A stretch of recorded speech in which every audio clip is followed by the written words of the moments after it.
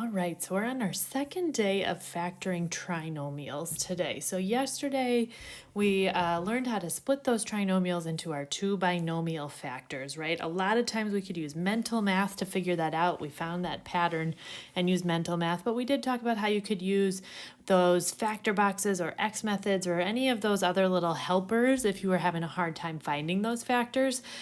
So today we're going to just do the same thing, except they're going to get a little bit more complicated. You'll notice that in all of our problems yesterday, that first term was always just x squared. So today we're going to talk about what happens if that number in front, there's a number in front of the x squared and it's not a GCF. Okay, so that's the game plan for today. So as a little warm up here, it has a rectangle. One of the sides is x plus 5, and I want to find the other side of that rectangle if I know that the area is x squared plus 2x minus 15. Pause your video and see if you can figure that out. So really what they're saying is I need to figure out what's the other factor, right? What times x plus 5 would multiply together to give me my area of x squared plus 2x minus 15, right? I would multiply length times width or base times height or whatever we want to call it. I would multiply those two side lengths together to get area. So really they're just saying factor this, right? That's the idea here. But they've even helped us out and given us one of the factors. So we can just kind of think, okay, if I was thinking back to yesterday, remember how our first terms here had to multiply together to give me my first term of my trinomial. So if one of them is x, the other one has to be x, right? X times x gives me x squared. Then I remember my second terms have to multiply together to give negative 15, but they have to add together to give positive 2x, right? When I do my outsides and my insides and I add them up, I have to get 2x. So I think, okay, what number times 5 would give me negative 15? Well, it's probably going to be negative 3. And then let's just double check that when I multiply them out, x times 5 is 5x, negative 3 times x is negative 3x, 5x minus 3x does give me positive 2x, so it is good to go. So the height of this one then would be my other factor that I just found. Since x plus 5 was already in the problem, the height of that rectangle must be x minus 3. So when they give you the area and one of the sides and ask you to find the other side, they're telling you to factor. Okay, so like we did yesterday again, right? I have my trinomial, making sure it's in the right order, n squareds first, then my n's, and then my plain numbers, because I'm really trying to then figure out what are my two binomial factors that would multiply together to give me this trinomial. Now, we just reviewed it in the warm-up. Remember, those first terms have to multiply together to give 2n squared. My last terms have to multiply together to give me 7. But they have to, when I multiply my outsides and my insides, they have to add up to 15n. Now, yesterday, a lot of these we could do with mental math. And maybe if you're looking at this first one, you're thinking, oh, maybe I could do that. But it's a little bit trickier. So I always use the factor box method. Now, if you use a different method, that's perfectly fine. You can use the X method. There's an area model. That's all fine. Or if you can still do these with mental math, good for you. But again, I'm going to show you just how to use this factor box in order to help you organize your information to find those binomial factors. So remember in the factor box, the first term of your trinomial goes above the first column. The last term of your trinomial goes above the second column because those I need to find my factors of. What multiplies together to give those two, right? And then my middle term, that 15n, goes down in the nook because I'm going to add the things together to give me that 15n. So I say, all right, what multiplies together to give 2n squared? It must be 2n times n. Don't forget, multiply, not add, right? Not 1n and 1n. That doesn't work. So 2n times n. Then I say, okay, well, what multiplies together to give 7? That's only 7 and 1, and you have to add up to 15. So maybe if I put my 7 on top, let's see, 2n times 7 gives me 14n. N times 1 gives me 1n. Oh yeah, 14n plus 1n does give me 15n. Awesome, so I figured out my factor box. Now remember, the diagonals are your parentheses. Because that top row in the factor box are both of them are your outsides, and the bottom row are both of them are insides. So then when I put them into my parentheses, I need one outside with one inside.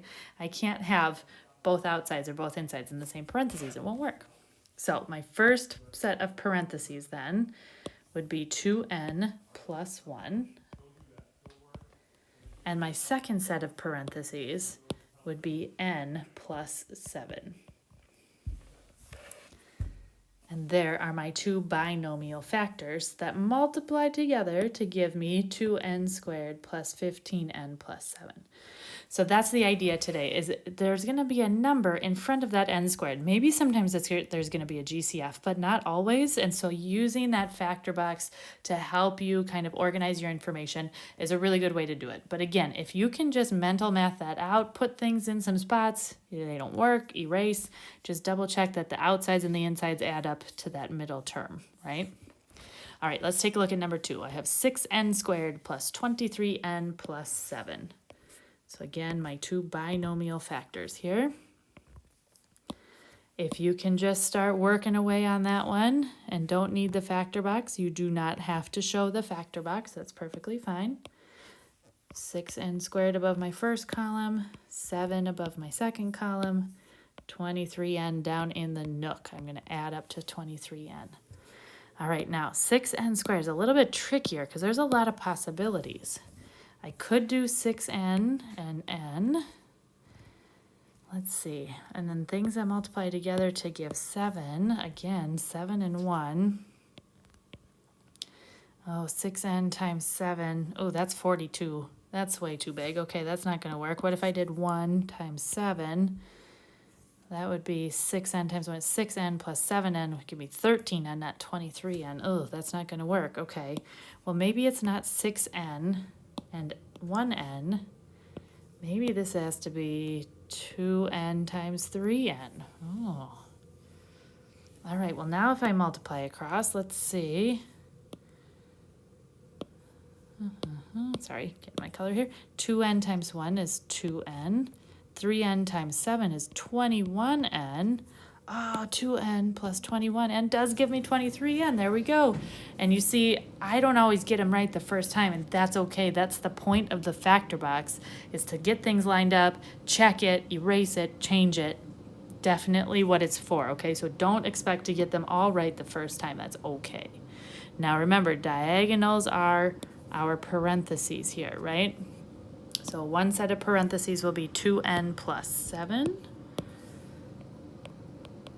And my second set of parentheses then will be 3n plus 1.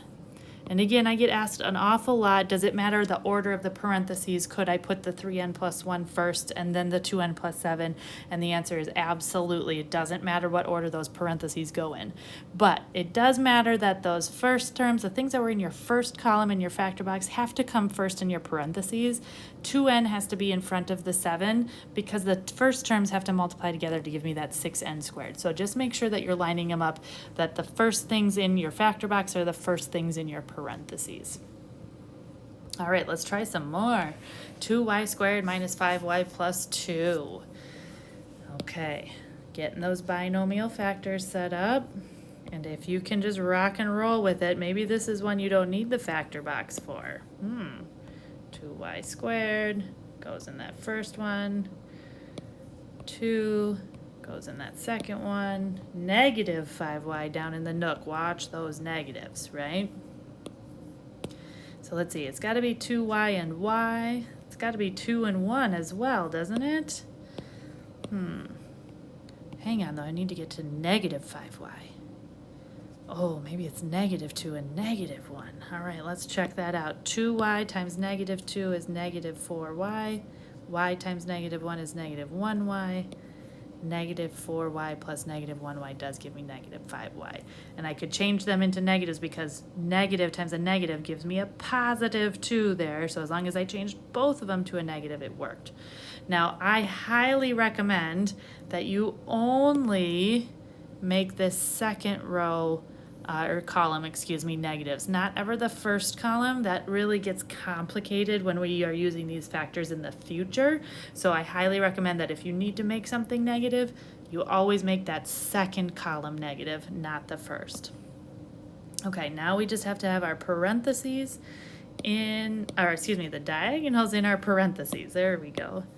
So my first parentheses would be 2y minus 1. And my other set of parentheses would be y minus 2. All right, hopefully you're getting the hang of it. Taking a look at number 4. 4x squared plus 10x plus 6. Whoa, pump the brakes on this one. I could just go ahead and get my binomials set up here, but something interesting about those numbers. They have a common factor.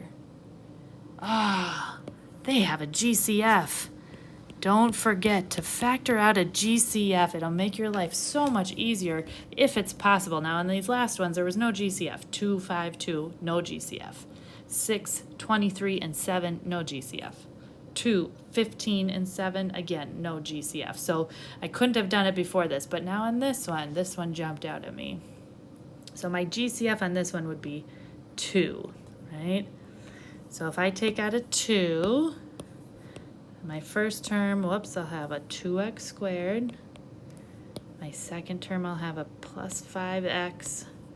My third term, I'll have a plus 3.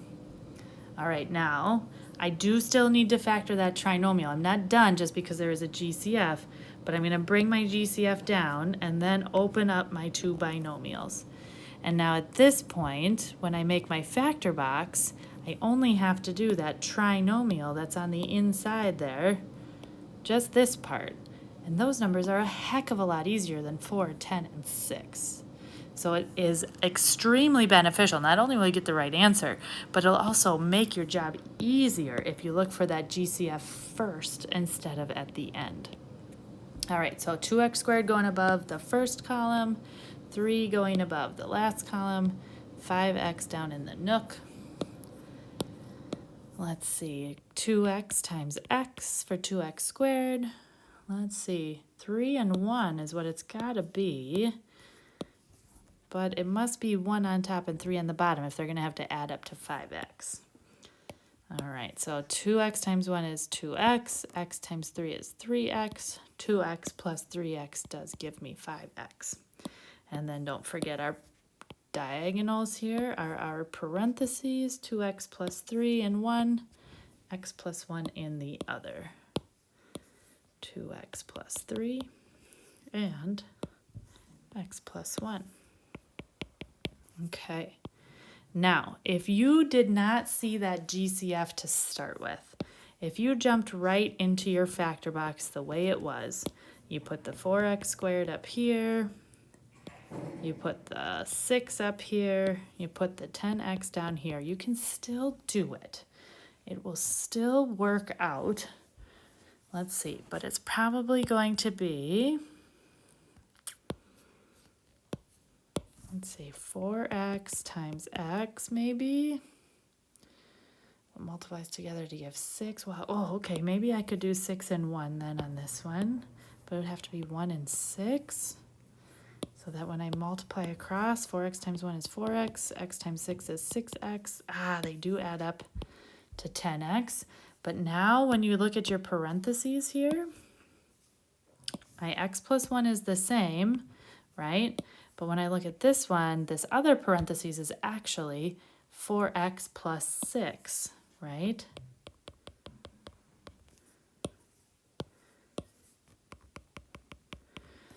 So it may look like that could work, but you still have a GCF. Oops, not there, sorry. You have a GCF in this first set of parentheses, so I have to pull that 2 out to the front, and then I get 2 times 2x plus 3 times x plus 1, and I have the same answer, right? But it's a lot harder to do the factor box, And it's a lot harder to remember to look for that GCF in your answer after you factor box. So I always recommend to look for that GCF first. Okay, I'm going to actually get rid of this part because we really want to focus. If we look back at this, we really want to focus on finding that GCF first. I just wanted to show you what to do if you forget to do the GCF first, that you should always look at the end, just in case. All right, let's take a look at a couple more. Look for those GCFs. Maybe at some point here you're going to start pausing your video and doing them on your own. That would be fantastic. All right, and number 5, I see a GCF of 3 hiding out in there.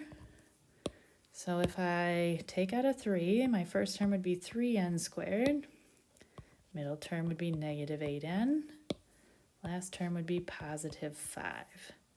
So I'm going to bring that GCF down and then open my 2 binomials.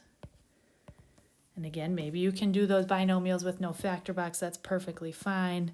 I almost always use a factor box when that first term has something other than just n squared. So here it's 3n squared, so I'm going to use the factor box. 5 going there, negative 8n down in the nook. All right, so 3n squared must be 3n times n. 5 must be 5 times 1, but where am I going to put them? 1 on top and 5 on the bottom. Ooh, I have to add up to negative 8n. Since I have to multiply to positive 5, both of them must be negative. So then if I multiply across, 3n times negative 1 is negative 3n. N times negative 5 is negative 5n. And those do add up to negative 8n. Fantastic. Okay, so then I'm going to put my diagonals in my parentheses, right? So 3n minus 5 in one set of parentheses, and n minus 1 in my other set of parentheses. All right, let's look. Ooh, number 6. 2x squared minus 7xy plus 6y squared. Oh, I have 2 different variables on this one. Now, if I look at my numbers, no GCF, that 7 kind of throws it off, right?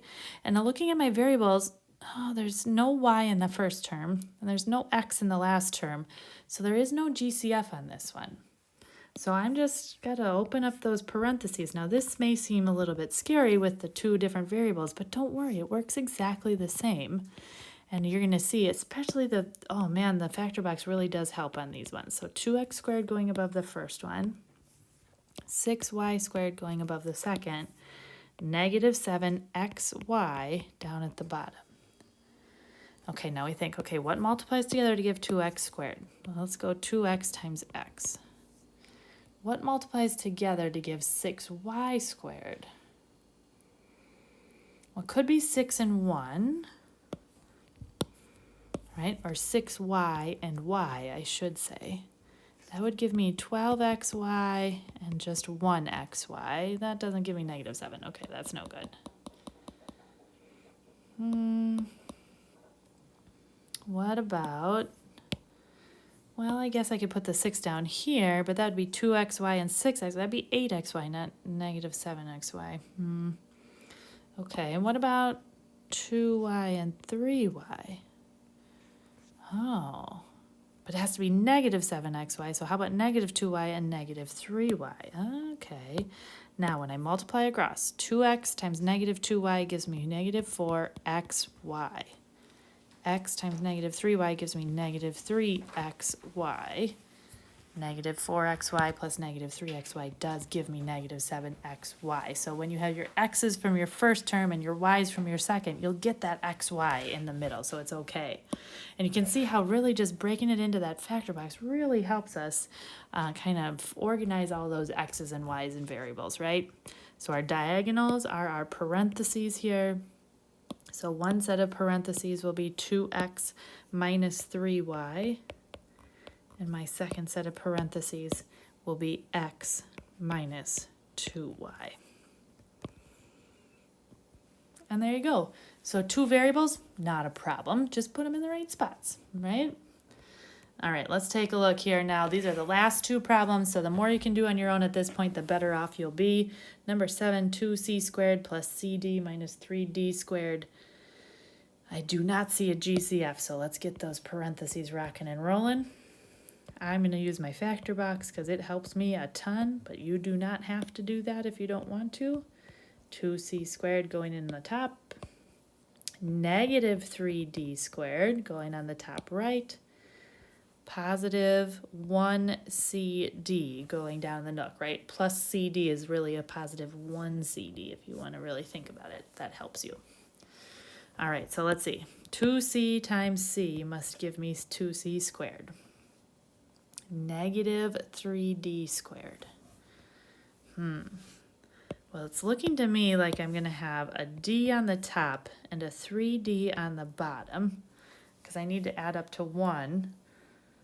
But I need to multiply it together to give negative 3d, so I'm thinking that this is going to be a negative d on the top, right? You could write negative 1d if you want.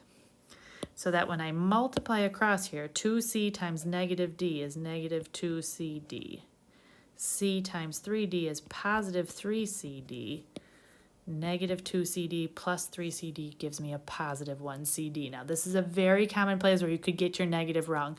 A lot of people would put that negative down at the bottom with the 3d, get positive 2cd and negative 3cd, but be careful that we need to end up with a positive 1cd, not a negative 1cd. So it does matter where your negative sign goes. Be careful. All right, but it looks like we got it figured out. So our parentheses, our diagonals are our parentheses. Sorry, I keep saying that wrong.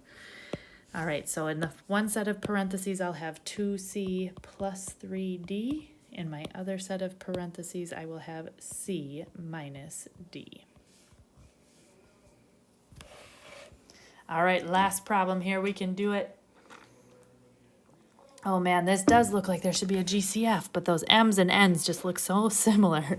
And I was thinking it was going to be 3, but the 25 throws it off. There's no, 3 doesn't go into 25. So once again, no GCF. So I'm just going to get those parentheses rocking and rolling, open up that factor box, get it started.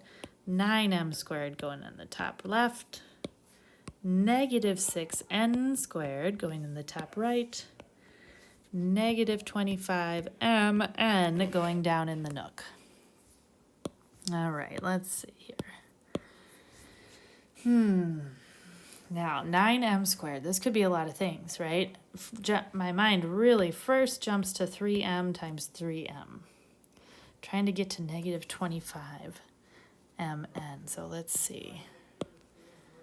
Could be, now one of them has to be negative to multiply to give negative 6n. So it could be negative 6n and n. Negative 18mn. Positive 3mn. That's not going to work. Okay. What if I put the negative 6 down at the bottom? Oh, that's going to be the same thing. Maybe it's 3 and 2. Negative 3 and positive 2. So it'd be negative 9mn, positive 6. Oh, that's not it. Okay. Even if I switch my negatives, that's probably not going to work. Okay. Well, maybe it's not 3 and 3. What if it's 9 and 1? So 9m and m. Okay, now let's try to work on the other ones here. 2 and 3, 18, 3. Nope, I have to make one of them negative. That's not going to work. Okay, what about 3 and 2? What if I put the 3 on the top? I know it's going to have to be negative, so this will oh, I think I got it. Okay. 9m times negative 3n is negative 27mn. M times 2n gives me positive 2mn.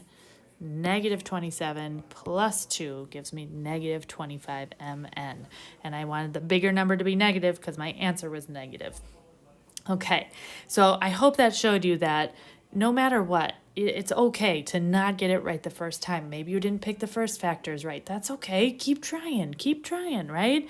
Okay, this isn't big enough. This isn't big enough. All right, I got to fix it up so that I get a bigger number, right? That's the process. That's okay. That's exactly what you're supposed to do. All right, so my diagonals are my parentheses here for the last time. So one set of parentheses will be 9m plus 2n. And my second set of parentheses, I will have m minus 3n. Okay, so they are definitely trickier when you have that number in front of that first term. I get it. Watch for the GCFs, right? Pull that GCF out if it's possible. We did a couple like that. Okay, maybe only one like that, but two like that, right? If it's possible, pull that GCF out in front. But other than that, maybe use a factor box. If factor box isn't for you, if you're going to use one of those other methods, that's perfectly fine. But use something to organize yourself because these are going to be trickier to figure out. The mental math will be hard to keep straight. So I recommend one of those methods to help organize your work, right? Always look for that GCF first. It'll make your life easier. And then, factor out those two binomials, and you can do it.